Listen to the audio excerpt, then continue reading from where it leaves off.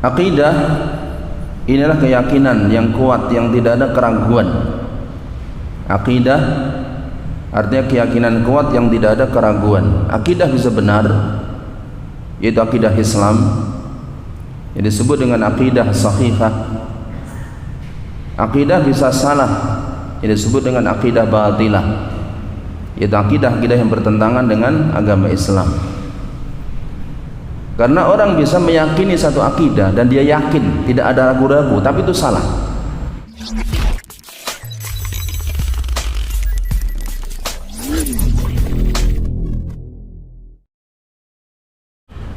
Innal hamdalillah nahmaduhu wa nasta'inuhu wa nastaghfiruh wa na'udzu billahi min shururi anfusina wa min sayyiati a'malina may yahdihillahu fala mudilla lahu wa may yudlil fala hadiya lahu. Asyhadu an la ilaha illallah wahdahu la syarika lah wa asyhadu anna Muhammadan abduhu wa rasuluh. Allahumma salli wa sallim wa barik ala nabiyyina Muhammadin wa ala alihi wa sahbihi ajma'in, amma ba'd. Bapak, ibu-ibu, jamaah rahimakumullah, alhamdulillah, pada malam hari ini kita masih diperkenankan oleh Allah Subhanahu wa taala berkumpul bersama-sama di majelis ilmu yang mulia di Masjid Baitur Rahmah. Semoga menjadikan sarana kita mendapatkan rahmat Allah Subhanahu wa taala. Kita lanjutkan materi kita, terjemah dari karya Syekh Muhammad bin Jamil Zainu rahimahullahu taala, yaitu bimbingan Islam untuk pribadi dan masyarakat. Kita sampai pada halaman 103 tentang macam-macam dosa besar. Telah lewat penjelasan tentang nasihat beliau penulis Syekh Muhammad bin Jamil Zainu rahimahullah untuk menjauhi dosa-dosa besar. Demikian pula kita jelaskan tentang tingkatan dosa-dosa. Ada dosa kecil, dosa besar, kemudian dosa besar dari dosa-dosa besar yang ada. Setelah itu maka penulis menyebutkan contoh-contoh dari dosa-dosa besar, dan telah kita sebutkan bahwa para ulama menaruh perhatian besar dalam hal ini, sehingga mereka menulis kitab-kitab khusus dalam bab dosa-dosa besar atau al-kabair. Di antara yang paling terkenal adalah karya Imam Adz-Dzahabi rahimahullahu taala, Imam Samsuddin Adz-Dzahabi, penulis kitab Al-Kabair yang sangat terkenal. Juga setelah itu Syekh Al-Imam Ibnu Hajar Al-Haytami rahimahullah dalam kitab beliau Az-Zawajir an Iqtirafil Kabair, larangan melakukan dosa-dosa besar. Juga karya Syekh Muhammad bin Abdul Wahhab At-Tamimi rahimahullahu taala Al-Kabair. Berikatulah kita mengetahui hal tersebut ya, supaya kita bisa meninggalkannya. Sebagaimana perkataan sahabat Hudzaifah bin Al-Yaman radhiyallahu anhu, beliau pernah mengatakan, kana nasu yasaluna Rasulullah sallallahu alaihi wasallam anil khair. Dahulu para sahabat biasa bertanya kepada Nabi Muhammad sallallahu alaihi wasallam tentang kebaikan. Wa sa'altuhu anil syarr, tetapi aku bertanya kepada beliau tentang keburukan. Makhafata ayudrikani, karena khawatir aku melakukan keburukan. Sebagian penyair Arab mengatakan, araftu syarra la li syarri walakin li tawaqqihi. Aku mengenal keburukan bukan untuk melakukannya, tetapi aku mengenal keburukan supaya bisa menjaga diri darinya. Oleh karena itulah kita perlu mengetahui untuk kita jauhi. Dan Dosa besar sangat banyak sekali. Di sini hanya sekedar contoh-contoh. Ya, adapun lengkapnya bisa dilihat dalam kitab-kitab khusus yang bahas hal tersebut. Ini kita juga pernah bahas, kita pernah menulis, kita bahas ya dengan jelas dan gamblang dalam majalah As-Sunnah dalam rubrik Al-Kabair. Ya, kita urutkan satu persatu, yang lebih dari 70 telah kita tulis di sana. Ya, bisa dilihat dalam majalah As-Sunnah yang telah terbit. Di antara dosa besar yang pertama disebutkan dosa besar dalam masalah akidah. Dalam masalah akidah, dalam perkara-perkara berkaitan dengan keyakinan. Apa contohnya? Itu syirik kepada Allah Subhanahu wa taala, yaitu beribadah atau berdoa kepada selain Allah Subhanahu wa taala. Akidah inilah keyakinan yang kuat yang tidak ada keraguan. Akidah artinya keyakinan kuat yang tidak ada keraguan. Akidah bisa benar, yaitu akidah Islam, yang disebut dengan akidah sahihah. Akidah bisa salah, yang disebut dengan akidah batilah, yaitu akidah-akidah yang bertentangan dengan agama Islam. Karena orang bisa meyakini satu akidah dan dia yakin, tidak ada ragu-ragu, tapi itu salah. Ya, yaitu barang siapa berkeyakinan dengan keyakinan selain Islam, dia tidak ragu, dia anggap benar, maka itu akidah batilah. Berkatalah para ulama, sebenarnya ulama menulis buku tentang akidah yang benar dan yang batil. Seperti Syekh Abdul Aziz bin Abdullah bin Baz rahimahullah ta'ala, beliau punya tulisan dengan judul Al-Aqidatus Sahihah wa ma yudhaduha, akidah yang benar dan akidah yang bertentangan dengannya. Ada akidah yang bertentangan dengan akidah yang benar. Akidah Islam terangkum dalam rukun iman yang 6. Akidah Islam terangkum dalam rukun iman yang 6. Yang paling besar, paling utama, iman kepada Allah Subhanahu wa ta'ala, meyakini keesaan Allah Subhanahu wa ta'ala. Keesaan dalam hal apa? Pertama, dalam perkara kekuasaan Allah, yang disebut dengan rububiyah Allah. Wa Allah yang menciptakan seluruh makhluk, wa Allah yang memiliki seluruh makhluk, wa Allah yang mengatur seluruh makhluk, dan tidak ada sekutu baginya. Dan ada keyakinan-keyakinan yang syirik dalam masa hal ini, seperti anggapan bahwa ada selain Allah yang menciptakan alam semesta ini. Ada keyakinan sebagian orang yang dalam agama Hindu umpamanya ada keyakinan namanya disebut dengan Trimurti, ya. Bahwa dewa yang menciptakan namanya Dewa Brahma, dewa yang memelihara namanya Dewa Wisnu, dewa yang menghancurkan Dewa Siwa. Ini Trimurti ini bertentangan dengan akidah tauhid, mengisahkan Allah di dalam apa? Di dalam kekuasaannya, menciptakan, memiliki, mengatur alam semesta. Atau keyakinan orang-orang Majusi, orang-orang Majusi yang mereka menyembah api.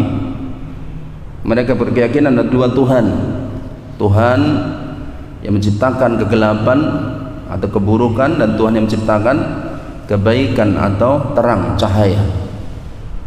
Tetapi mereka menganggap Tuhan yang menciptakan yang terang lebih utama. Mereka itulah mereka menyembah api. Tapi mereka berkeyakinan ada dua Tuhan. Ini syirik dalam masalah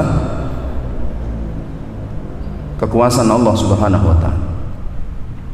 Kemudian yang kedua adalah mengisahkan Allah Subhanahu wa ta'ala dalam masalah hak Allah diibadahi, hak Allah ditaati dengan mutlak, dengan penuh kecintaan, pengagungan, dengan harap dan takut, sehingga berdoa hanya kepadanya, mengagungkan dengan sebenarnya hanya kepada Allah Ta'ala, tawakal kepada Allah Ta'ala. menjadikan Allah yang paling dicintai, paling dimuliakan, diagungkan, dan seterusnya. Ini berkaitan dengan perbuatan hamba yang dia ikhlaskan untuk Allah. Dia salat karena Allah, dia zakat karena Allah, dia bersedekah karena Allah, ya, dia berdoa kepada Allah. Ini namanya mengisahkan Allah di dalam peribadahan, di dalam uluhiyah, berkaitan dengan perbuatan hamba. Kalau yang pertama tadi mengisahkan Allah dalam perbuatan Allah Ta'ala, bahwa Allah Isa mencipta, memiliki, mengatur. Ini berkaitan dengan perbuatan Allah. Yang kedua, mengisahkan Allah dalam hal perbuatan hamba, ketaatan, ibadah. Maka di sini diberikan contoh oleh Syekh, yaitu tentang berdoa kepada selain Allah Subhanahu wa taala. Rasulullah SAW bersabda, "Ad-du'a wal ibadah." Doa adalah ibadah. Ini hadis dari Imam At-Tirmidzi, Imam Ahmad, dan yang lainnya. Ini hadis yang sahih. Sebagian riwayat menyebutkan ad-du'a'u mukhul ibadah. Doa itulah intisari ibadah. Ya, tetapi lafaz itu lemah. Ya, riwayat Imam Tirmidzi juga dari lafaz itu lemah. Yang sahih ia disebutkan di sini, ad-du'a wal ibadah. Doa itu adalah ibadah. Maksudnya adalah ibadah yang besar. Sebagaimana kita contohkan ya sebelumnya tentang sabda Nabi SAW berkaitan dengan masalah haji, ya. Ketika Nabi menjelaskan tentang pentingnya wukuf di Arafah, beliau mengatakan al-hajju Arafah. Haji itu Arafah, wukuf di Arafah. Maksudnya wukuf di Arafah merupakan rukun haji, bagian haji yang sangat penting. Begitu pula doa. Ini bagian ibadah yang sangat penting. Tsumma qara'a, kemudian Nabi SAW membaca ayat dalam surat Ghafir atau surat Al-Mu'min, surat ke-40 ayat 60, ya. Jadi sebagian mushaf disebut dengan nama surat Ghafir, sebagian mushaf disebut dengan surat Al-Mu'min, yaitu sama. Ya, sama. Kadang-kadang orang nyari logo nggak ada surat Ghafir. Ya, itu nanti kita akan dapatkan surat Al-Mu'min, surat ke-40. Allah berfirman, "Innal ladzina yastakbiruna an ibadati." Sesungguhnya orang-orang yang menyombongkan diri dari beribadah kepadaku, menyembahku, sayadkhuluna jahannama dakhirin. Mereka akan masuk ke dalam neraka jahanam dalam keadaan hina. Perlu diketahui bahwasanya ayat ini adalah potongan ayat. Ayat yang lengkap di depannya Allah mengatakan, wa qala rabbukum ud'uni astajib lakum. Wa qala rabbukum ud'uni astajib lakum. Dan Tuhanmu telah berfirman, berdoalah kepadaku, niscaya aku mengabulkan. Ya, kemudian akhir ayat Allah mengatakan ini, innal ladzina istakbiruna an ibadati, sesungguhnya orang-orang yang menyombongkan diri dari beribadah kepadaku, sayadkhuluna, mereka akan masuk jahannam, dalam neraka jahannam, dakhirin, dalam keadaan hina. Ya, ini lebih bagus kita pahami dengan lengkap ayatnya karena berkaitan sesungguhnya. Di awal ayat Allah mengatakan ud'uni, berdoalah kamu kepadaku. Di akhir ayat Allah mengatakan an ibadati, dari beribadah kepadaku. Maka makna ibadah di sini doa. Ibadah di sini artinya doa. Berkatalah bahwa berdoa kepada Allah Ta'ala merupakan ibadah, merupakan tauhid. Adapun berdoa kepada Allah Ta'ala merupakan kemusyrikan. Dalam hadis Imam Al-Bukhari Imam Muslim dari sahabat Abdullah bin Mas'ud radhiyallahu anhu, Nabi SAW mengatakan, man da'a lillahi niddan dakhala an-nar. Barang siapa yang berdoa kepada tandingan selain Allah, dia masuk neraka. Barang siapa yang berdoa kepada tandingan selain Allah, dia masuk neraka. Dari hadis Imam Al-Bukhari Imam Muslim, Imam Ahmad dan yang lainnya dari sahabat Abdullah bin Mas'ud radhiyallahu anhu. Ini menunjukkan bahwa doa bersama Allah Ta'ala merupakan kemusyrikan. Sebagian ulama menjelaskan bahwa di dalam Al-Quran Allah Subhanahu wa Ta'ala menerangkan bahwa berdoa kepada selain Allah Ta'ala itu merupakan kemusyrikan, itu di dalam 300 ayat. Akan tetapi bahwa syirik dalam masa berdoa inilah yang terjadi zaman dahulu sampai sekarang. Padahal ini ya yang paling banyak Allah sebutkan dalam Al-Quran. Sebagian ulama menghitung dalam Al-Quran 300 ayat tentang larangan berdoa kepada selain Allah Ta'ala. Tetapi sayang, banyak orang-orang dahulu, orang-orang sekarang, bahkan sebagian orang yang menisbatkan diri kepada agama Islam, berdoa kepada selain Allah Subhanahu wa Ta'ala. Sebagian mereka berdoa kepada wali, sebagian mereka berdoa kepada imam, sebagian mereka berdoa kepada nabi, sebagian mereka berdoa kepada orang-orang saleh, dan dianggap itu sebagai perantara kepada Allah Subhanahu wa Ta'ala. Ini adalah kesalahan yang besar, karena Allah tidak membutuhkan perantara dalam masalah doa. Allah Maha mendengar, Allah Maha kuasa, Allah Maha mengetahui, tidak butuh perantara dalam masalah doa. Tidak boleh orang menyamakan Allah dengan makhluk. Yang makhluk butuh perantara. Raja butuh perantara untuk mengetahui keadaan rakyatnya, tetapi Allah tidak butuh perantara dalam masalah ibadah. Langsung beribadah kepada Allah Ta'ala.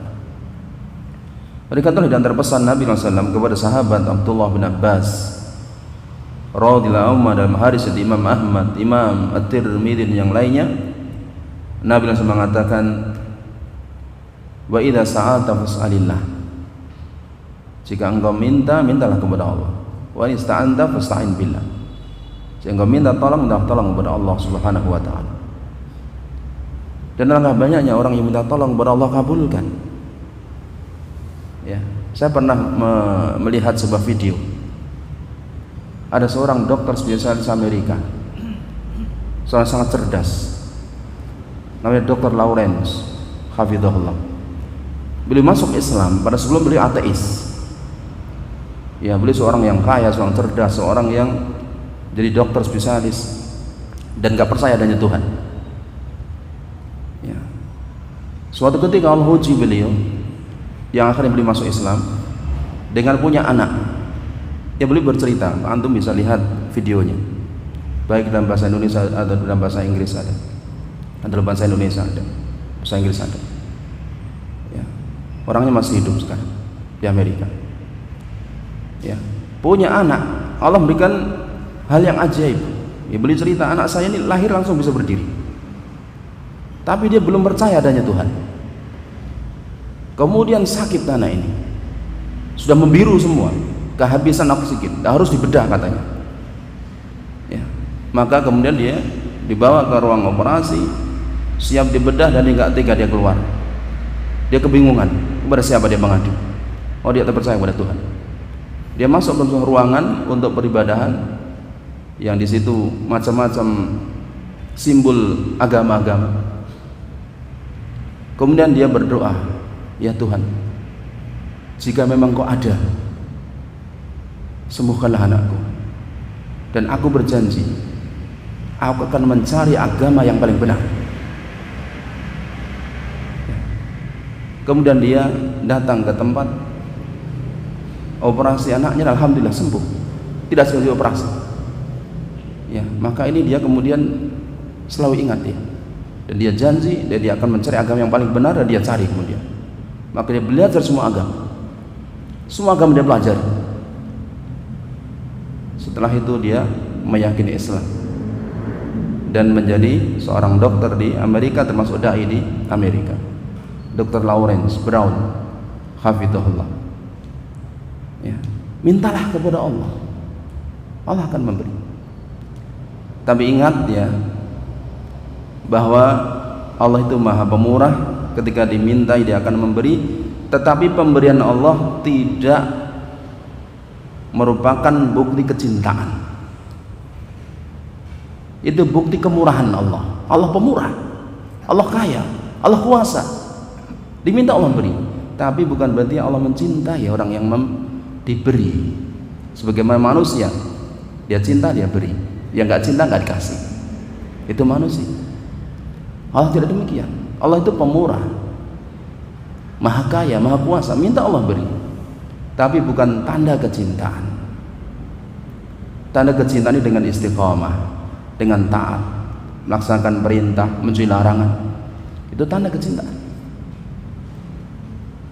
Oleh karena iblis pernah berdoa kepada Allah Ta'ala, dan Allah kabulkan. Allah sebut dalam Al-Quran tentang doa iblis. Ya, setelah Allah tetapkan iblis masuk neraka, apa kata iblis? Rabbi anzirni ila yaumi yub'atsun. Ya Allah penciptaku, berilah aku umur panjang sampai hari kiamat. Allah kabulkan doanya. Qala innaka minal munzirin, kata Allah Ta'ala, engkau termasuk makhluk yang berumur panjang ila yaumi yub'atsun, sampai hari kiamat. Tapi Allah tidak cinta kepada iblis. Allah benci kepada iblis. Umur panjang menambahkan dosa bagi dia, menambah siksa di akhirat. Oleh karena ketaatan itu anugerah yang sangat besar dari Allah Ta'ala. Adalah kita syukuri, ya, kita belajar agama, kita lakukan perintah, kita tinggalkan larangan, kita berdoa kepada Allah Ta'ala. Jadi ayat ini ya dalil yang tegas dan jelas tentang masalah doa itu ibadah, berdoa kepada selain Allah Ta'ala itu syirik. Dan sayang, dulu dan sekarang banyak orang yang berdoa kepada selain Allah Subhanahu wa Ta'ala. Begitu pula mengajarkan syariat untuk dunia saja. Ini beliau memberikan contoh yang lain, ya. Beliau memberikan contoh yang lain tentang masalah bentuk dosa besar. Orang yang mengajarkan syariat hanya untuk mencari dunia, ya, maksudnya apa?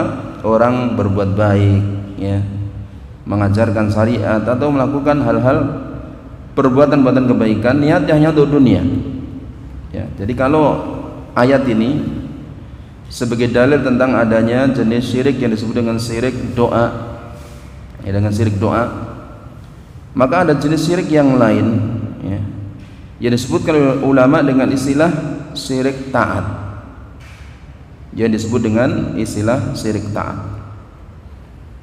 Antara Allah sebutkan dalam surat Hud, surat ke-11 ayat 15 dan 16. Allah berfirman, "Man kana yuridul hayatad dunya wa zinataha."